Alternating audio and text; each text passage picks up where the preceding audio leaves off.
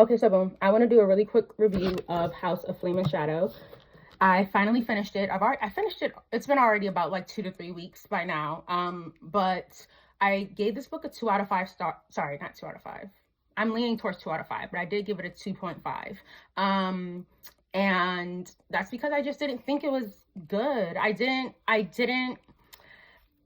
The world building in this book, especially when I compare it to the world building she did in Throne of Glass and the world building she did in ACOTAR, the world building in this book left much to be desired, in my opinion. Not only that, but the rules of magic and the hierarchies, all of that, and the way they were explained and the way they were illustrated, I think all of that left a lot to be desired.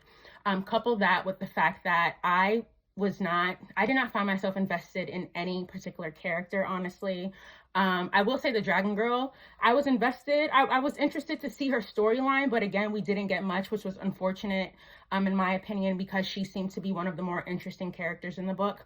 But yeah, tell me that all of her female protagonists, from Throne of Glass to ACOTAR to this, like, is she not writing the same person? Like, are you going to tell me that Selena, Farah, and Bryce aren't the same person, but with different hair colors? Bryce being a redhead, Farah a brunette, and then Selena blonde. Like, she's writing the same characters here. Not only them, but also like their male love interest. Like, it's starting to get really repetitive. And not only repetitive in the characters, but also repetitive in the writing. She is very repetitive with her wording and phrasing.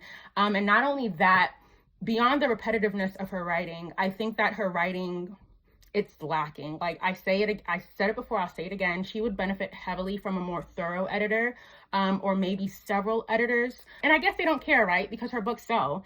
And I guess I can understand why as well, because they are entertaining. Sarah J. Maas will do nothing else. She'll entertain you, but the plot was lacking. So I wasn't feeling entertained. The writing was less, like, subpar.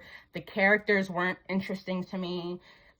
The whole book, I actually DNF'd it more than halfway through the second book in the series, but I picked it back up once this was released, and I saw in some comment sections that Nesta was making an appearance, and I was just very interested to see how SJM would integrate her into this book. And I'm a fan of Nesta, so I wanted to see how that worked out. Honestly, again, I wasn't too moved by it. I think I could have actually gone without knowing that. But again, because I liked Nesta, I was like, okay, let me see how she's integrated into this book.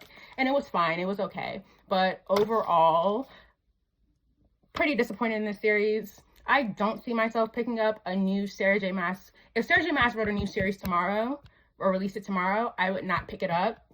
But I will say that if she writes a book that's like centered around a previous character from a previous world that I was interested in, I can see myself picking that up again.